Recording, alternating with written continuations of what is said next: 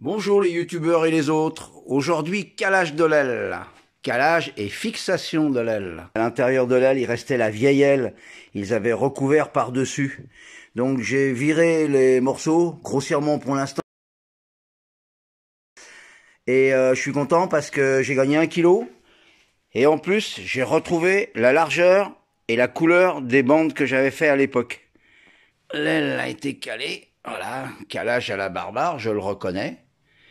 Mais bon, on peut mettre le niveau à bulle, il n'y a pas de problème. Déjà une première petite patte ici qui a été faite pour tenir l'aile vers l'intérieur. Et je vais vous montrer comment je vais pratiquer pour faire l'attache avant.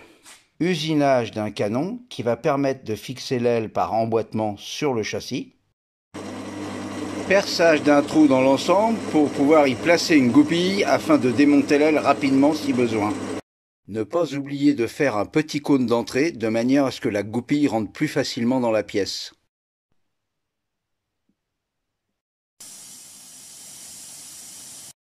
Et voilà, la pièce est en place. Reste plus qu'à faire toutes les petites finitions, ébavurage, perçage pour poser l'aile correctement.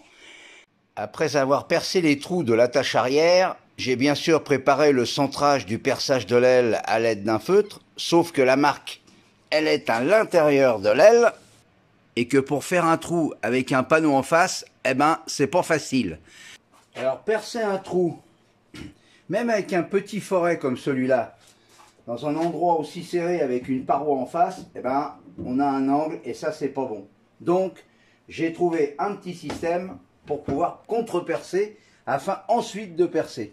Avec la perceuse, munie d'un renvoi d'angle, avec un cruciforme relativement petit, là où j'avais repéré mon trou à percer, et ben tout bêtement, j'ai fait une marque et une fois débouché, j'ai repercé à 8 comme prévu. Voilà.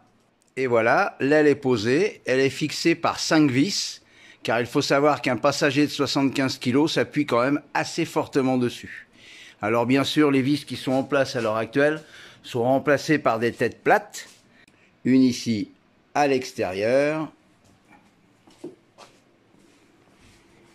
et une ici encore à l'intérieur, à l'arrière.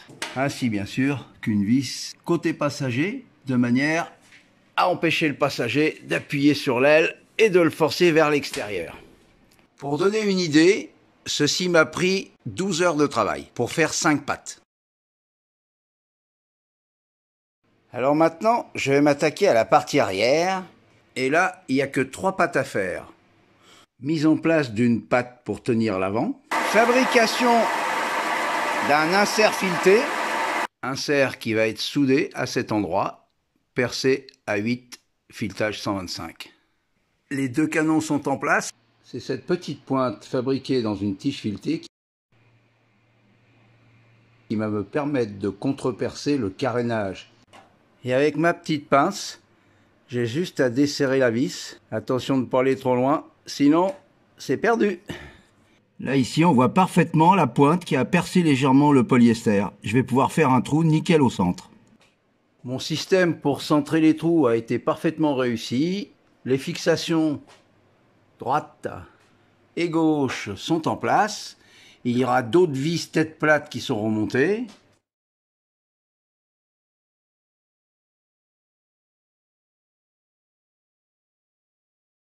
En 1974, au tout départ, ce site-car était équipé d'un carénage et d'un nez de protection du passager qui était celui-ci.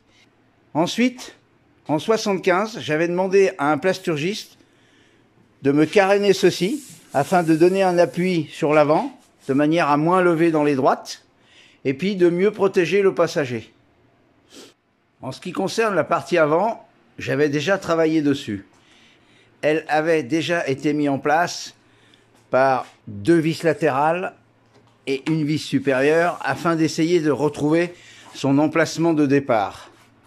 Et puis là, j'ai un peu peaufiné le calage et on est pas mal. Il va donc falloir faire quelques petites pattes, mais ça va pas être si compliqué. Ce qui n'est pas facile sur cette partie, c'est d'avoir l'ensemble ici plat correctement et d'avoir surtout ici la garde au sol qui est à la bonne cote. Eh bien, toutes les petites pattes sont finies. Il y aura juste à les ébavurer, arrondir les angles pour que ça fasse plus joli. Celle du bas, celle du haut ici derrière la poignée passager, celle du haut carénage de ce côté-là.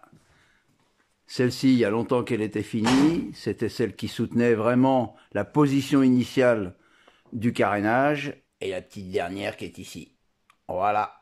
Eh ben, je suis content d'avoir fini ça. C'était une grosse étape. Bien sûr, quand on regarde tout cela en bloc, c'est pas très joli.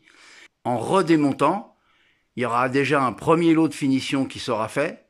Et ensuite, il y aura un remontage complet de l'ensemble avant peinture pour vérifier que tout soit propre et bien monté.